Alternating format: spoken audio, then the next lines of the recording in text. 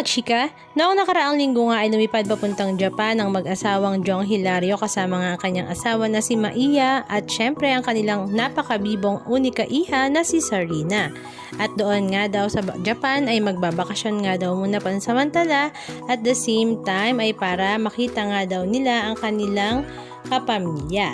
Halos 1 year na nga daw nilang hindi nakikita ang kapatid ni Maiya na nakabase ngayon sa Japan at ito nga ay ang ninong nitoy ni Sarina. Kaya naman, vacation and family get together ang kanilang ganap at syempre hindi naman mawawala ang kanilang Disneyland adventure. Kung saan ito nga ang talaga namang nilulook forward ni Sarina dahil excited na nga siyang makita ang kanyang mga Disney princess idols.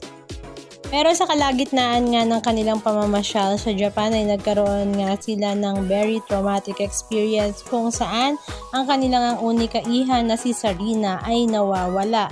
Halos 5 minutes nga daw nawala si Sarina at hindi nga nila alam kung saan ito nakarating. At dahil nga takot na rin ang kanyang mama na si Maiya ay nag-decide nga siyang paakyatin na nga raw sa second floor si Jong Hilario. At doon nga sa second floor ay nakita nga niya ang kanyang unika iha na si Sarina na may bit ng shopping basket kung saan ito ay nagsha-shopping na parang wala lang sa kanya ang nangyari dahil hindi naman nga niya alam na siya nga ay nawawala na. Kaya naman, medyo pinagsabihan nga siya ni Jong Hilario na dapat daw ay hindi niya ito gagawin dahil talaga namang nakakatakot kung mawala ang kanila.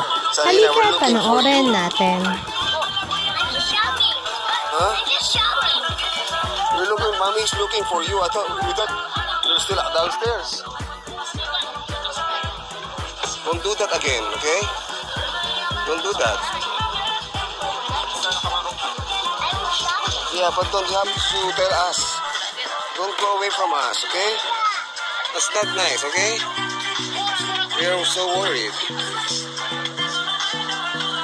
Don't do that. Say sorry to Mommy and Lolo Bob and Tito Bob, okay?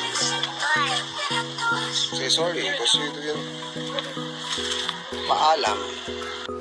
Anong masasabi nyo mga kachika? Just comment down below. And please don't forget to subscribe. Thank you!